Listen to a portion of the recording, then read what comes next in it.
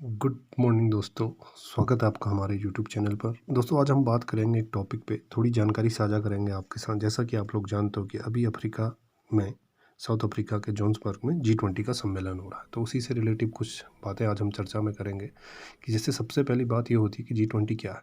G20 group of 20 है, विश्व के 20 प्रमुख विकसित और विकासशील अर्थव्यवस्थाओं का एक समूह है जिसमें 19 देश और एक यूरोपीय संघ शामिल है। इस G20 के बनने के मुख्य उद्देश्य क्या थे? इसके मुख्य उद्देश्य जो थे वो थे वैश्विक आर्थिक स्थिरता को सुनिश्चित करना, अंतर्राष्ट्रीय वित्तीय नीतियों का समन्वयन करना, विश्व अर्थव्यवस्था में विकास और समावेशन करना, व्यापार, निवेश, सतत विकास और पर्यावरण संरक्षण, वैश्विक संगठन जैसे आपका वित्तीय संगठन और महामारी आदि से निपटना। G20 की स्थापना सन 1999 में एशियाई वित्तीय संकट के बाद प्रारंभ में केवल वित्त मंत्रियों और केंद्रीय बैंक के गवर्नरों का मंच था। 2008 की जो वैश्विक मंदी के बाद इसे नेताओं के शिखर के सम्मेलन के रूप में उन्नत किया गया। अगर हम G20 के सदस्यों की बात करें तो इसमें आता है अर्जेंटीना, ऑस्ट्रेलिया, ब्राज़ील, कनाडा, चीन, France, Germany, Bharat, Indonesia, Italy, Japan, दक्षिण कोरिया, मैक्सिको, रूस, सऊदी अरब, दक्षिण अफ्रीका, तुर्की, यूनाइटेड किंगडम, संयुक्त राज्य अमेरिका और यूरोपीय संघ।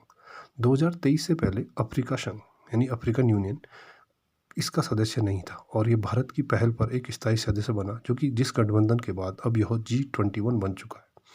अगर हम G20 का वैश्विक महत्व देखें तो विश्व की कम से कम 85% GDP, वैश्विक व्यापार का 75% और विश्व की जनसंख्या का 2/3, संसाधन, तकनीक और आर्थिक नीतियों का बड़ा प्रभाव, और अगर वैश्विक संकटों के में संयुक्त रणनीति। जो G20 की वर्किंग स्ट्रक्चर है यानी कार्यप्रणाली है, G20 समिट ये प्रति वर्ष एक बार सदस्य देशों के राष्ट्राध्यक्ष, प्रधानमंत्रियों की बैठक, महत्वपूर्ण वैश्विक मुद्दों पर अंतिम घोषणा जारी की जाती है। मिनिस्ट्रियल मीटिंग होती है जिसमें वित्त, स्वास्थ्य, व्यापार, शिक्षा, पर्यावरण आदि के मंत्री बैठकें करते हैं। एक शेरपा ट्रैक होता है, देश के प्रतिनिधि यानी शेरपा एजेंडा तय करते हैं और नीतिगत विषयों को समिट के लिए तैयार करते हैं। इसमें कुछ इंगेजमेंट ग्रुप्स होते हैं जैसे जो इसमें समाज, उद्योग और विशेषज्ञों की भागीदारी होती है।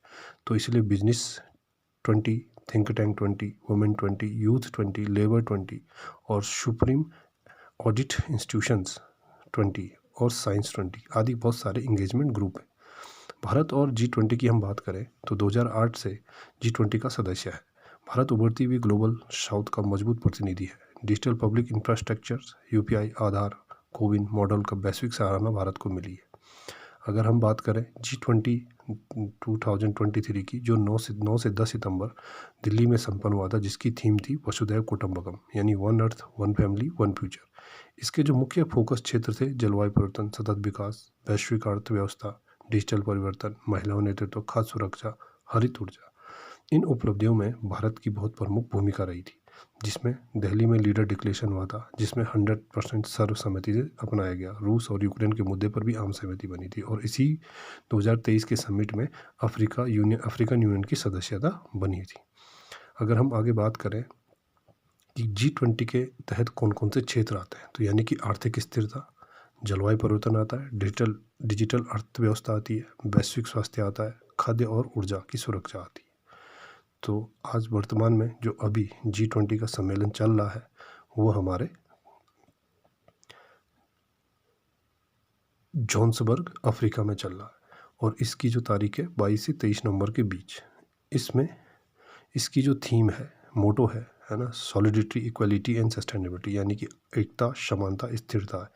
मेज़बान जो है सिरिल रामाफोसा दक्षिण अफ्रीका के राष्ट्रपति हैं और इस 2025 में जो समिट हो रही है, इसके जो मुख्य विषय और मुद्दे हैं उसमें कुछ प्राथमिकताएं रखी गई हैं।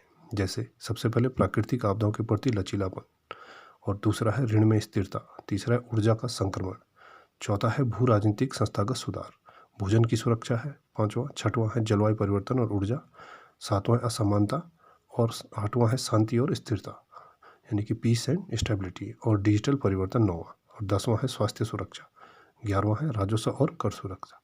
अगर ये G20 का डिक्लेरेशन सर्वसम्मति से प्राप्त होगा तो इन मुद्दों पर आम सहमति बन पाएगी, जिससे कि विश्व के अर्थव्यवस्था को एक बड़ी राहत मिलेगी। और भारत की तरफ से अगर हम देखें तो श्री नरेंद्र मोदी जी, हमारे प्राइम मिनिस्टर नरेंद्र मोदी जी इस शिखर सम्मेलन में शामिल होने गए। ठीक है। तो यहाँ पे मोदी जी ने वैश्विक पारंपरिक ज्ञान कोष बनाने की बात कही, जिससे कि परंपरागत ज्ञान संरक्षित हो सके और लाभ पूरे विश्व को मिल सके। उन्होंने प्राकृतिक आपदाओं से निपटने के लिए बेहतर वैश्विक स्वास्थ्य प्रक्रिया तंत्र बनाने पर भी जोर दिया और भारत की डिजिटल उपलब्धियां जैसे डिजिटल पहचान, भुगतान प्रणाली, G20 टेक्नोलॉजी और डिजिटल एजेंडे में महत्वपूर्ण योगदान दे सकती है। पीएम मोदी ने कहा कि वैश्विक आर्थिक विकास के मानकों को फिर से विचार करने की आवश्यकता है, क्योंकि मौजूदा जो मॉडल अभी विश्व में है उससे असमानताएं बढ़ सकती हैं। तो thank you for watching this video दोस्तों। आगे भी आपको इस तरीके की जानकारी मिलती रहेंगे, तो कीप इन टच।